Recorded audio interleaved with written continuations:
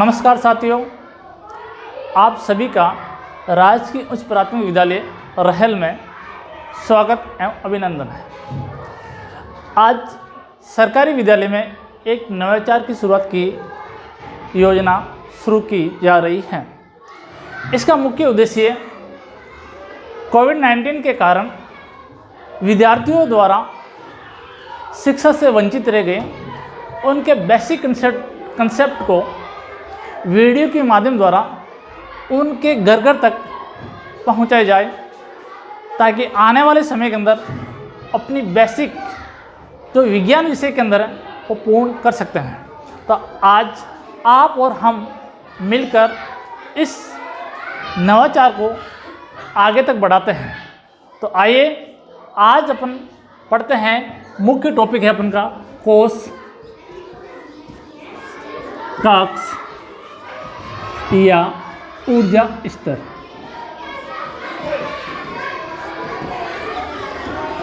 कक्षा 9 से लगाकर 12 तक कक्ष, कोश या फिर ऊर्जा स्तर किसे कहा जाता है? तो कक्ष, कोश, ऊर्जा स्तर पढ़ने के साथ साथ अपन इलेक्ट्रॉन, प्रोटॉन और न्यूट्रॉन के बारे में पढ़ेंगे। इलेक्ट्रॉन, न्यूट्रॉन, प्रोटॉन के साथ साथ इलेक्ट्रॉनिक विन्यास, परमाणु क्रमांक, तत्वों के इलेक्ट्रॉनिक विन्यास किस प्रकार से दर्शाए जाते हैं, उसके बारे में भी आज इस वीडियो के माध्यम से अध्ययन करेंगे। तो देखिए, कोश, कक्ष और ऊर्जा स्तर को समझते हैं। पहले माना कि सबसे पहले मेरे पास ये एक छोटा सा है, उसके साथ साथ ये कक्ष इसके चारों तरफ होते हैं।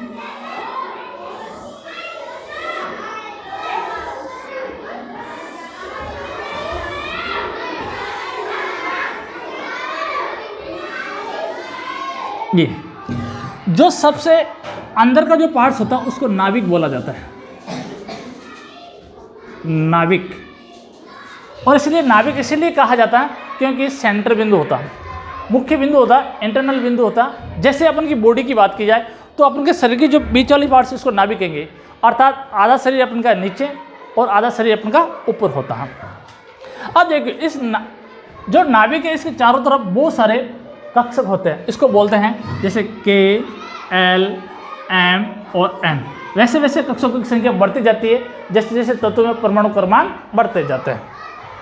अब इनकी के, एल, एम, एन का मान भी होता है। जैसे के इक्वल टू 1 होता है, L equal to 2, M equal to 3, N equal to 4। वैसे वैसे एन, एम, एन का मान भी आगे से आगे बढ़ता रहता है। अब देखिए, जो इस कक्ष के अंदर के, एल, एम, एन के अंदर इलेक्ट्रॉन, प्रोटॉन और न्यूट्रॉन, ये तीनों ही मूलभूत कण रहते हैं। जैसे सबसे पहली बात की जाए इलेक्ट्रॉन की,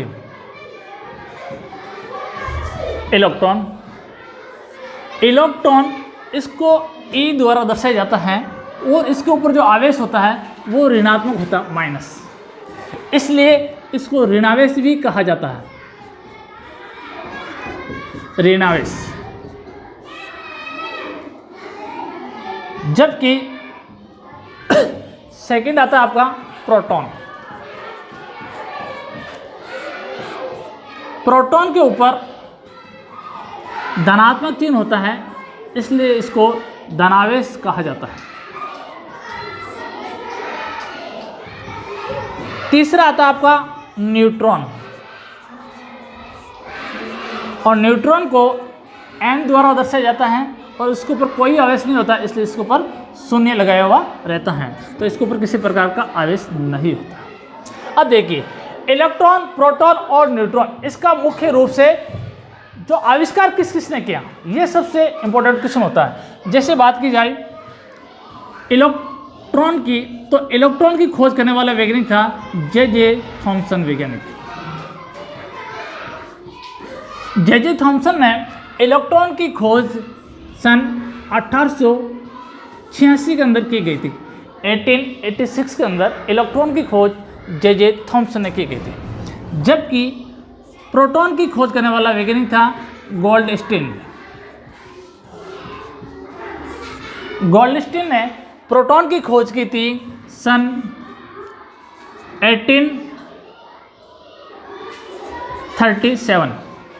1837 के अंदर। और न्यूट्रॉन की खोज करने वाला वैज्ञानिक था जेम्स चैडविक। और जेम्स चैडविक ने 1932 के अंदर न्यूट्रॉन की खोज की थी। तो सबसे इम्पोर्टेंट जो होता है क्वेश्चन होता है वह है इलेक्ट्रॉन, प्रोटॉन और न्यूट्रॉन में आविष्कार किस किस वैज्ञानिक ने किए। जैसे जे थॉमसन इलेक्ट्रॉन की खोज की, प्रोटॉन की गोल्डस्टीन ने की और न्यूट्रॉन की खोज करने वाले वैज्ञानिक था चैडविक। अब देखिए ये इलेक्ट्रॉन, प्रोटॉन और न्यूट्रॉन ये वास्तविक रूप से कहाँ विद्यमान रहते हैं। तो देखिए इलेक्ट्रॉन जो है वो इस नाभिक के चारों तरफ वर्ताकार कक्ष के अंदर चक्कर लगाता रहता है, यानी इलेक्ट्रॉन यहाँ रहता है, जबकि प्रोटॉन और न्यूट्रॉन नाभिक के अंदर रहता है। प्रोटॉन और न्यूट्रॉन हमेशा नाभिक के अंदर रहता है, जबकि इलेक्ट्रॉन नाभिक के चारों ओर वर्ताकार पथ में चक्कर लगाता है। यानी ये इलेक्ट्रॉन है, ये इसका वर्ताकार पथ है, यानी इसको देख लीजिए ये इलेक्ट्रॉन होता है, इस वर्ताकार पथ के अंदर चक्कर लगाता रहता है। इस वर्ताकार यानी इलेक्ट्रॉन नाभिक के चारों ओर वर्ताकार पथ में चक्कर लगाते हैं, उसे कोश, कक्ष या फिर ऊर्जा स्तर कहा जाता है। कोई भी इलेक्ट्रॉन जब नाभिक के चारों ओर वर्ताकार पथ में चक्कर लगाता है तो उसे कोश, कक्ष या फिर उसे ऊर्जा स्तर कहा जाता है। अब देखिए ये चीज़ हो गई। उसके बाद प्रत्येक कक्ष के अंदर इलेक्ट्रॉन, अधिकतम इलेक्ट्रॉन कितने कितने हो सकते हैं, उसके लिए देखिए यानी मेरे पास है K L M N यानी 1 2 3 4। तो आप कह सकते हैं कि भाई K L M N के अंदर अधिकतम इलेक्ट्रॉन की संख्या कैसे निकाल सकते हैं। तो देखिए कक्ष में अधिकतम इलेक्ट्रॉन ज्ञात करने का जो फॉर्मूला है वो होता है 2n²। इसको याद रखना है कि किसी भी कक्ष के अंदर यदि अधिकतम इलेक्ट्रॉन की संख्या ज्ञात करनी है तो उसका फॉर्मूला होता है 2n²। उसका फॉर्मूला होता है 2n²। ये बहुत बार कंपटीशन एग्जाम के अंदर पूछा गया क्वेश्चन है। किसी भी कक्ष में अधिकतम इलेक्ट्रॉन ज्ञात करने का जो फॉर्मूला है वो होता है 2n²। तो देखिए K के अंदर यानी 2 और K का मान 1 है, n इक्वल टू यहाँ होता है 1 2 3 4 5 ऐसे डैश होता है, यानी जो n का मान होता है 1 2 3 4 होता है। तो यहाँ n का मान अपन के पास 1 है, 1 और 1 का होल स्क्वायर दोनों को, इसका मतलब जैसे 2 है और a के ऊपर जितनी भी संख्या हो तो वो उससे मल्टीप्लाई होता है, गुणा होता है, यानी 1 × 1। तो a को 1 से गुना करेंगे तो 1 और a का 2 से गुना करेंगे तो 2। अर्थात अपन कह सकते हैं जो K कक्ष है उसके अंदर अधिकतम इलेक्ट्रॉन की संख्या 2 आ सकती है। उसी प्रकार नेक्स्ट L, तो 2 × 2 का होल स्क्वायर, तो अपन कह सकते हैं 2 दूनी 4 और 4 दूनी 8। तो जो L कक्ष है उसके अंदर अधिकतम इलेक्ट्रॉन की संख्या 8 आ सकती है। M की बात की जाए तो 2 × 3 का होल स्क्वायर, तो 3 × 3 तो 9 और 9 को 2 से मल्टीप्लाई करेंगे तो होगा 18 हो जाता है। उसी प्रकार नेक्स्ट 4 का होल स्क्वायर, तो 4 को 4 से मल्टीप्लाई करेंगे तो ये 4 चौक 16, 16 को 2 से मल्टीप्लाई करेंगे तो ये हो जाएगा आपका 32, ये हो जाएगा आपका 32। तो इस प्रकार से K L M N के अंदर अधिकतम इलेक्ट्रॉन की संख्या इस प्रकार से हो सकती है। जैसे देखिए माना कि मेरे पास ये K है तो इसमें अधिकतम इलेक्ट्रॉन की संख्या 2 हो सकती है, L है तो 8, M है तो इसके अंदर 18 और N है तो इसके अंदर 32 इलेक्ट्रॉन अपन हाईएस्ट रूप से भर सकते हैं। ये तो हो गया इसका इलेक्ट्रॉन का। अब देखिए वर्तमान समय के अंदर जो आवर्त सारणी है, आवर्त सारणी, इस आवर्त सारणी के अंदर 118 तत्व ज्ञात किए गए। वर्तमान आवर्त सारणी को 118 तत्व ज्ञात है। इन 118 तत्वों को 3 भागों के अंदर बांटा गया है, धातु, अधातु तथा उपधातु में। वर्तमान समय की जो आवर्त सारणी है उसमें टोटल 118 तत्व ज्ञात हैं। इन 18 तत्वों को 3 भागों के अंदर बांटा गया है, धातु, अधातु और उपधातु के रूप में। उसी प्रकार इनको अलग अलग ब्लॉक में भी डिवाइड किया गया। ब्लॉक यानी S block, P block, D block और F block. S, P, D और एफ यानी पूरी आवर्त सारणी के अंदर 4 ब्लॉक है। इन चारों ब्लॉकों के अंदर टोटल 118 तत्वों को डिवाइड किया गया है। जैसे बात की जाए एस ब्लॉक, तो इस एस ब्लॉक के अंदर जो वर्ग संख्या 1 व 2 है वो एस ब्लॉक के अंदर आता है। पी की बात की जाए तो 13 से लगाकर जो 18 तक आते हैं वो पी ब्लॉक में आते हैं। 3 से लगाकर जो 12 तक जो वर्ग आता है वो डी ब्लॉक में आता है। जबकि एफ ब्लॉक वर्ग संख्या 3 से स्टार्ट होता है, जो इसको बोलते हैं अंतः संक्रमण तत्व, यानी ये वर्ग संख्या तीसरे में से इंटरनल यानी अंदर की तरफ से स्टार्ट होता है। अब देखिए एस ब्लॉक के अंदर जो उपकोष एस, पी, डी, एफ है, इसको उपकोष भी कहा जाता है। इसके अंदर कक्षक ऑर्बिटलों की संख्या कितनी हो सकती है, तो एस के अंदर मात्र 1 ऑर्बिटल होता है, 1 कक्षक होता है। जबकि पी के अंदर टोटल 3 कक्षक होते हैं और डी के अंदर 5 कक्षक होते हैं और एफ के अंदर 7 ऑर्बिटल होते हैं।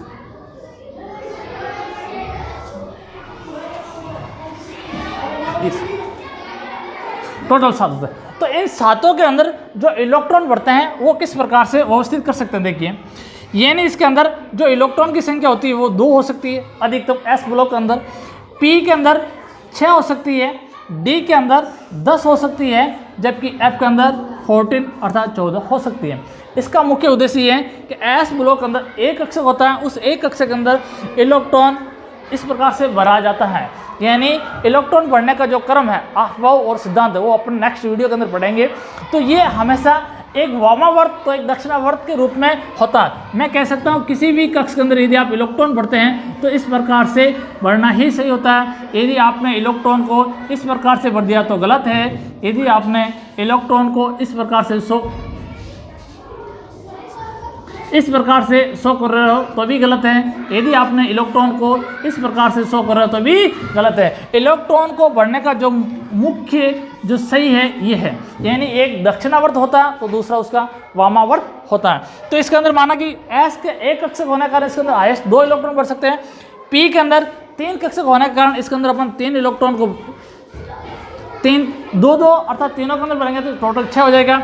उसी प्रकार डी के अंदर भी इस प्रकार से बढ़ते हैं तो टोटल इलेक्ट्रॉन की संख्या आपके पास हो जाएगी 10। और बात की जाए एफ ब्लॉक की, तो एफ ब्लॉक के अंदर टोटल इलेक्ट्रॉन की संख्या आपके पास हो जाएगी 14, क्योंकि इसमें जो कक्षक की संख्या है, ऑर्बिटल की संख्या है, वो आपके पास है टोटल 7। तो ये हो गया आपका एस, पी, डी और एफ के अंदर अधिकतम इलेक्ट्रॉन कितना बढ़ सकते हैं, 2, 6, 8 और 10। क्यों? क्योंकि इसका मुख्य ये कारण होता है कि उनके पास जो कक्षक है ऑर्बिटल की संख्या 1 होती है, 3 होती है, 5 होती है और 7 होती है। अब देखिए, अब मुख्य रूप से अपन करेंगे कि इलेक्ट्रॉनिक विन्यास यानी तत्वों के इलेक्ट्रॉनिक विन्यास किस प्रकार से प्रदर्शित करते हैं। इलेक्ट्रॉनिक विन्यास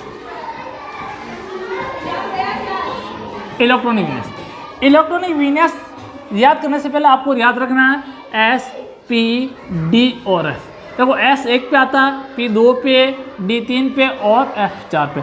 तो आपको 1 से लगाकर 7 तक जो काउंट है गिनती उसको शो करना। जिस देखो सबसे पहले मैंने लिया भैया 1, फिर 2, फिर 3, फिर 4, 5, 6 और 7।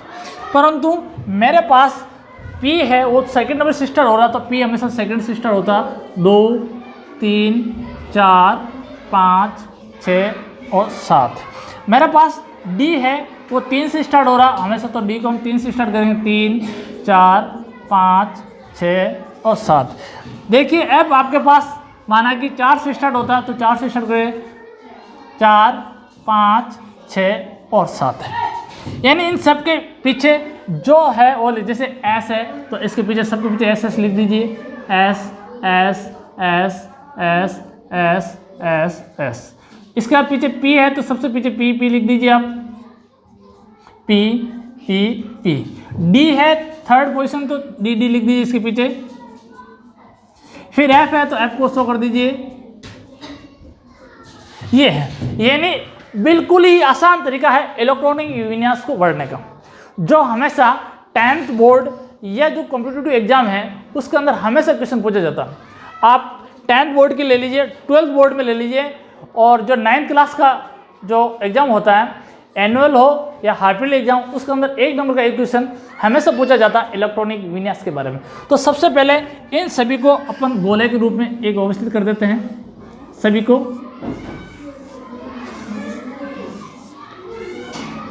इस प्रकार सबसे ऊपर गोला लगा देते हैं, और याद ये रखना है कि एस के अंदर हाईएस्ट इलेक्ट्रॉन की संख्या 2 होती है, पी के अंदर 6 होती है, डी के अंदर 10 होती है और एफ के अंदर 14 होती है। हाईएस्ट इलेक्ट्रॉन की संख्या माना कि एस के अंदर 2 है तो आप 1 भर सकते हैं, 2 भर सकते हैं, परंतु 3 नहीं भर सकते हैं। जैसे पी के अंदर जो हाईएस्ट इलेक्ट्रॉन की संख्या 6 होती है तो उसमें आप 1, 2, 3, 4, 5, 6 भर सकते हैं, परंतु 7 नहीं भर सकते। अब देखो इसको सीधा सा एक लाइन के रूप में व्यवस्थित करते हैं। इस प्रकार से इसको लाइन बना दीजिए।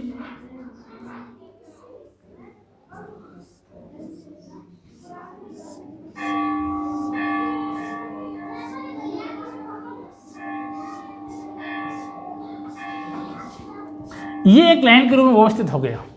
अब जैसे लाइन के रूप में व्यवस्थित हो गया तो इसको एक जिग जैग रोड यानी टेढ़ी मेढ़ी रोड के रूप में, यानी उसको तिरछे रूप के रूप में करेंगे। जैसे देखिए, सबसे पहले माना की बात की जाए तो ये S1 है, इसको अपन पीछे की तरफ इस प्रकार से इसको जोड़ दिया जाएगा।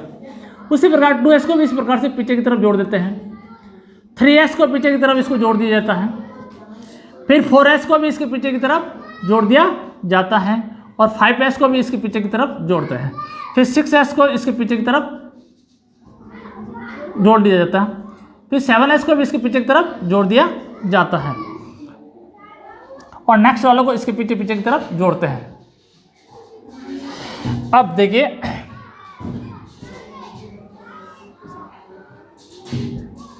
तो ये देखिए, ये इस प्रकार की एक आपकी जिग जैग रोड बन गई, सीधा बन गया। तो अब आपको इलेक्ट्रॉनिक विन्यास याद करने से पहले आपको ये याद रखना है कि किसी भी तत्व के परमाणु क्रमांक आपको याद होना चाहिए, और साथ ही साथ उसका सिंबल भी याद होना चाहिए, उसका प्रतीक भी याद होना चाहिए। जैसे माना की बात की जाए, अपन 1 से लगाकर 10 तक इलेक्ट्रॉनिक विन्यास देखेंगे। सबसे पहले hydrogen, helium, lithium, beryllium, boron, carbon, nitrogen, oxygen, fluorine और नियॉन। ये परमाणु क्रमांक 1 से लगाकर 10 तक है। मानिए देखिए 1, 2, 3, 4, 5, 6, 7, 8, 9 और 10। अब इनका इलेक्ट्रॉनिक विन्यास बढ़ना है आपको, तो याद रखना है जिग जैग रोड पे आपको चलना है आराम से, और जितना जो आ रहा है उसके पास जो सबसे नीचे होता है ये परमाणु क्रमांक, अर्थात ये ही उसके अंदर S, P, D, F के अंदर बढ़ सकते हैं। तो देखिए, सबसे पहले माना कि आपके पास हाइड्रोजन है और हाइड्रोजन के पास परमाणु क्रमांक 1 है, उसके पास इलेक्ट्रॉन 1 है, तो सबसे पहले आपके पास आएगा 1S। ये ले लिया मैंने 1S, और इस 1S के अंदर जो इलेक्ट्रॉन अपन के पास 1 है तो अपन इस इलेक्ट्रॉन को 1 को ही शो करेंगे। 1 बढ़ सकते हैं, 2 बढ़ सकते हैं, परंतु S के अंदर 3 नहीं बढ़ सकते हैं, है ना। तो अब देखिए, माना कि मेरे पास है हीलियम, और हीलियम के पास परमाणु क्रमांक 2 है, तो मैं हीलियम को कह सकता, सबसे पहले शुरू वापस वहां से करेंगे तो 1S हो गया, ये 1S। तो अपने पास इलेक्ट्रॉन कितना है 2, और S अपन 2 बढ़ सकते हैं, तो अपन इसको 200 कर देते हैं। नेक्स्ट होता है अपन के पास, माना कि लिथियम है, तो लिथियम के पास इलेक्ट्रॉन की संख्या 3 है, तो मैंने जैसे शुरू किया तो 1S आ गया, ये 1S। 1S के अंदर अपना हाईएस्ट इलेक्ट्रॉन कितना बढ़ सकता है 2, तो मैंने सबसे पहले ले लिए 2 लेने के बाद ही मेरे पास 1 इलेक्ट्रॉन बच गया है, तो मैं नेक्स्ट आने के बाद ऐसे चलता रहूँगा और आएगा मेरे पास 2S, तो मैंने जैसे ले लिया 2S। अब देखिए, पहले अपने पास 3 इलेक्ट्रॉन थे, 2 हमने भर दिए, पीछे बचा 1, ये 1 इलेक्ट्रॉन इसके अंदर शो कर देता है। उसके बाद देखिए बेरिलियम है, तो बेरिलियम का परमाणु क्रमांक 4 होता है, और इसके अंदर भी इलेक्ट्रॉन की संख्या भी 4 होती है। तो देखिए, सबसे पहले आएंगे 1S, तो 1S के अंदर ये, फिर आएगा 2s, ये हो गया सेकंड नंबर। तो 1s है, तो 1s के अंदर हाईएस्ट इलेक्ट्रॉन कितने भर सकते हैं अपन? 2 इलेक्ट्रॉन भर सकते हैं, 2 भर दिए। 4 में से 2 गए, पीछे बच गए 2, तो 2 में 2s के अंदर भी भर सकता हूँ। तो इस प्रकार से टोटल 4 इलेक्ट्रॉन थे, चारों अपने भर दिए। बोरॉन की बात की जाए तो बोरॉन के पास टोटल इलेक्ट्रॉन की संख्या होती है 5। तो सबसे पहले शुरू करेंगे 1s के अंदर, तो ये लिए मैंने 1s, तो 2 इलेक्ट्रॉन भर दिए। उसके बाद फिर आएगा 2s के अंदर मैंने 2 इलेक्ट्रॉन और भर दिए, 2 और 2 4 हो गए, जबकि अपने पास इलेक्ट्रॉन की संख्या टोटल है 5। तो नेक्स्ट आएगा आपका 2p, तो ये जैसे देखिए 2p के अंदर जाते समय अपन हाईएस्ट इलेक्ट्रॉन 6 भर सकते हैं, परंतु अपन के पास टोटल 1 ही इलेक्ट्रॉन बाकी है, ये मैंने 1 इलेक्ट्रॉन यहाँ पर शो कर दिया। उसके बाद की जाए कार्बन की, तो कार्बन के पास इलेक्ट्रॉन की संख्या टोटल 6 होती है। तो देखिए सबसे पहले 1s के अंदर जाएगा, तो ये 1s, फिर 2s, फिर 2p, 1s 2s फिर 2p, यानी आपके पास 6 इलेक्ट्रॉन है। तो सबसे पहले s के अंदर 2 इलेक्ट्रॉन हाईएस्ट भर सकते हैं, ये 2 इलेक्ट्रॉन भर दिए। 2s के अंदर भी s के अंदर 2 इलेक्ट्रॉन, और p के अंदर हाईएस्ट 6 इलेक्ट्रॉन भर सकते हैं, परंतु आपके पास टोटल ही 6, उसमें से 2 4 चले गए, पीछे बच्चे 2 p के अंदर भी आ गए।